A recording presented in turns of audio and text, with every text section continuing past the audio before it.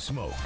Hall of Famer John McClain with us on 365 Sports. John, thank you as always with your time with Craig and Paul, me, and everyone else. Stefon Diggs out for the year. How does Houston react to that? What do they do now? Well, they play Thursday night against the Jets, who've lost 5 in a row, but they do it without their 2 leading receivers, Nico Collins, who's got one more game on IR, and he'll be back for Detroit in the next game on Sunday night. And without Diggs, Tank Dell becomes their leading receiver. And they still have guys like John Mechie III, Robert Woods, Xavier Hutchinson, their 2 running backs. Joe Mixon's having a great year. He's a good receiver. Dari Gumbawale, a running back's good receiver. And they've been utilizing 2 tight ends, Dalton Schultz and rookie Cade Stover. The bottom line is and I'll tell you, CJ Stroud is under constant pressure because left guard Kenyon Green has been terrible. Their interior offensive line has been terrible. Mostly the tackles have been good. And he is flushed out of the pocket every time and has made some great throws. As long as Stroud is healthy, they've got a chance to move the ball and score some points. But I feel sorry for that guy. How many times he's getting hit. And Diggs had become his go-to receiver without Collins. Diggs was on a pace for his 5th consecutive 100-catch season and his 7th consecutive 1,000-yard season, and now he's gone. And what's interesting about it, they redid his contract when he came here, took off the last 3 years, told him it's a 1-year deal. He was all for it. Come in here, be on his best behavior, play with Stroud, have a great season, and then sign with somebody for a lot of money. Now I'm guessing, coming off the torn ACL, he's going to be back here probably on a 1-year deal. He turns 31 next month, but he has been exemplary since he got here on and off the field. So yes, it is a significant blow. John, Deontay Johnson traded to the Ravens. Derrick Henry in the offseason making this trade. They're tired of hitting the wall, and they're going for it. I know that the Chiefs still haven't lost, but are the Ravens, in your estimation, the team to beat? Well, they were until they go to Cleveland and they stink it up and let Jameis Winston throw for 300-something yards, which just frustrates the Cleveland fans more because last year Joe Flacco took them to the playoffs when he replaced Watson. Now Jameis Winston looks like a guy that used to be the number 1 pick in the NFL draft, and they think what might have been if they never made the second worst trade in NFL history. But to me, Detroit's the best team. They're coming to Houston for a Sunday night game after the Texans play at the Jets on Thursday night. The Lions are just unbelievable. What they did to the Titans when Jared Goff threw for, I think, was it 84 yards, something like that, and he threw 3 touchdowns, and they had 4 drives start inside the 20 because of returns and turnovers. Now everybody in Nashville wants everybody fired, but I think the Lions are great. I'd love to see Dan Campbell, born in Glen Rose, he's either born in Clifton and grew up in Glen Rose. Is that it? That one, yeah. And then he's an Aggie, of course, so he's got to be feeling his oats about his alma mater being the only unbeaten team in the SEC. I would love to see Dan Campbell at a Super Bowl, but I think Detroit is the best in the NFC. And Baltimore, you can't play games like that. You know, you can lose the first 2 when you're trying to ingratiate a new running back into your system, but you can't have stinko performances like that. Guys dropping interceptions, dropping touchdown passes. Maybe that will get them to come together. And yes, they probably will be, along with Kansas City, the best teams in the AFC. Texans still have to play Detroit, Baltimore, and Kansas City. So, Paul, ask me after those games, and I'll tell you who I think the 2 best teams are. John, everything's bigger in New York, including the criticisms. Undoubtedly, Aaron Rodgers of the Jets was one of the biggest stories of the past year.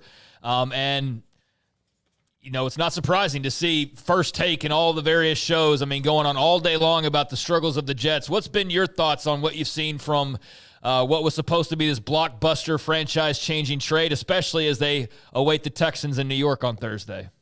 And the Jets are thinking, thank God for the Yankees. Yeah. If the Yankees weren't stinking up the World Series, can you imagine what it would be like for the Jets with the fans and the media in the New York, New Jersey metropolitan area? Now, you fire Saleh, and they go 0-3. The defense is not as good without him, even though it's still good. They can't figure out how to run the ball with Brees Hall, who could be outstanding. Rodgers has not been the issue. I mean, he had 2 touchdown passes and no interceptions. He's not playing like he used to, but they ought to be able to win a few games with him. He said something really stupid besides, I've been to the darkness and, I have to know how to defeat it. And I'm thinking, what the hell are you talking about? And so he said they should be averaging 30 points a game or something's wrong. And I'm thinking, you might ought to say 20. And then when you get to 20, then you can say 30. But some of the stupid stuff comes out of his mouth, which has been going on for years. And it shows you how little respect the Texans the AFC South get. The Texans are 6-2. They've won 4 or 5, and they're the underdogs against the Jets. John, Jaden Daniels and Washington were dead to rights. You know the story, what was going on. And this kid is magical. I hold my breath every time he goes to play. We know he was coming off an injury. And, wow, my goodness, the Hail Mary, they usually have had that happen against them. Your wife had to be thrilled. Well, first of all, he didn't do anything special. All he did was throw the ball up in the air, and a bunch of idiots screwed it up, starting with Matt Eberflus, the head coach. You shouldn't even have been in that position if they hadn't tried to turn a backup center into William the Refrigerator Perry and give him the ball at the 1-yard line. First time this year, and he fumbles. And then when it comes down to that, a guy like Tyreek Stevenson, who is obviously a geranium brain, is taunting the fans at FedEx Field or whatever it's still called. And I love the pictures it showed. He had no clue what was going on behind him. None. He must be some kind of space cadet. And then when he sees it, he runs over. He's supposed to be the guy to be behind the scrum to keep the Noah Brown from getting the ball, and he didn't do what he was supposed to do. And then he tips it like a volleyball player to Noah Brown, who scored the easiest touchdown on a Hail Mary in history. And nobody gets called for any penalty. You can get away with anything in that situation. And I blame everything on the coaches, on Matt Eberflus. And another thing, I had a Hail Mary with Anthony Richardson of the Colts, and he didn't have to throw it as far as Daniels. And he's got a better arm. He had to throw it 51 yards to get to the goal line. So the Texans, like the Bears, had 3-man rush and a spy. Well, the Texans put their 3 best pass rushers to the right of the center because they know Richardson's right-handed. He's going to roll out to the right, as Jaden Daniels did. And they were there for him, and they immediately flushed him back to the left. Now, you have a spy, not because they're worried about him running. The job of a spy on a Hail Mary is he slides along the line of scrimmage with the quarterback. And once the quarterback gets to where he thinks he's going to throw, he charges at him. In this case, Daniels had to go back to the left, and the spy should have been all over him, but instead he didn't get there in time, and he gave him a free throw. And the ball didn't even go in the end zone. You know, it hit before the end zone. Couldn't have been played any worse by the Bears. And, of course, my wife was like you. She's jumping up and down and screaming. And it was an incredible play. Congratulations to Washington. If the vote were today, Dan Quinn would be Coach of the Year. Cliff Kingsbury would be Assistant Coach of the Year. Jaden Daniels would be Offensive Rookie of the Year and get a lot of votes for Offensive Player of the Year and MVP. I don't like the way he reacted to my question. Saying, but no, it was a crazy win, and you're right. The Bears did everything wrong, setting that up, even the play before that. Oh my goodness, and that's another one. Yep. And they asked Matt Eberflus about it, and he didn't answer it correctly, and he doesn't make the calls. But my God, he does call the defense. And Bill Belichick, I watched him. He was asked on every one of his shows Monday about it, and he said, "You don't give up that kind of play. You cover. He's not going down the middle. The game's over. You cover the sideline, the boundary, and then they got to go to a lateral, and that never works. And so Eberflus is better be glad he didn't get fired. Speaking of getting fired, John, who's the Cowboys' next head coach?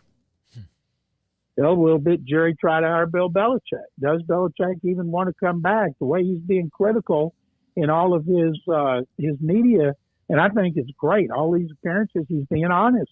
First time he's ever been honest. And he doesn't sound like a coach that's trying to come back by being critical of people, including the Cowboys. But will Jerry Jones go after him?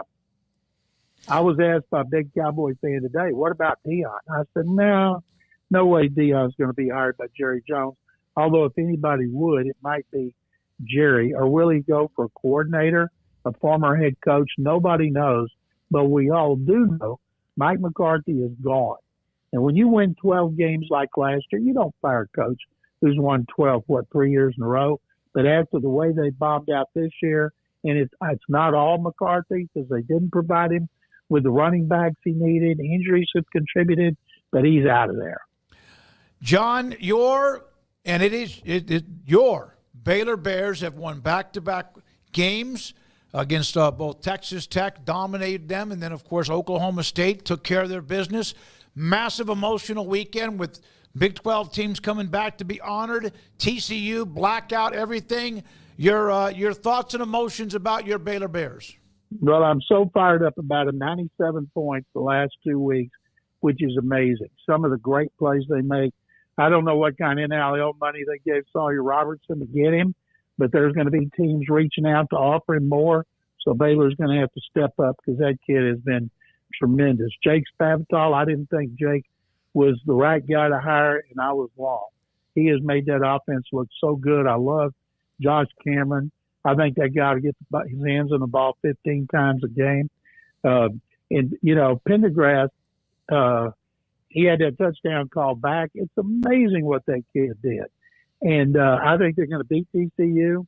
And I'm love to see what Aranda's doing, paying for the players to sit in a suite, although it seems to me like they ought to be able to do it for free since they're being honored. But it's a great thing Dave Aranda is doing. But they're not bringing back the coaches or Browse. Of course, they can't.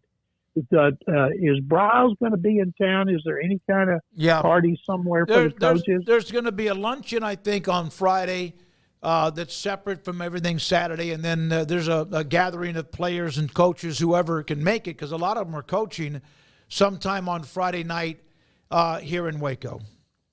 Now, is that going to be at Georgia's? I'm just curious. Sounds like it is. Yeah, no, it is. Yes, absolutely. Good. I think that's great for Sammy Sodrano to do that because, Art's still got a lot of fans and friends there. And, everybody's supposed to get a second chance, and I hope he's there, and I hope they have a great time. And, of course, I hope they make the frogs croak. And tomorrow, Baylor basketball on the road tomorrow night against Gonzaga. What a hell of an opening game that is. That is a great way to start. I love the way they're doing it. And playing Gonzaga right off the bat when you're playing in the toughest conference in the country is a great way to do it. I can't wait to see the transfer from Miami and Edgecombe and the guys they got coming back. It's just a great time to be a Baylor fan. And I'll tell you guys this, sick 'em Bears. There you go, John McClain. Is it unabashedly? No, he can be critical. I've seen his tweets during games, just like he does with the Astros or with the Texans. John McClain, Hall of Fame columnist. When we come back, Paul.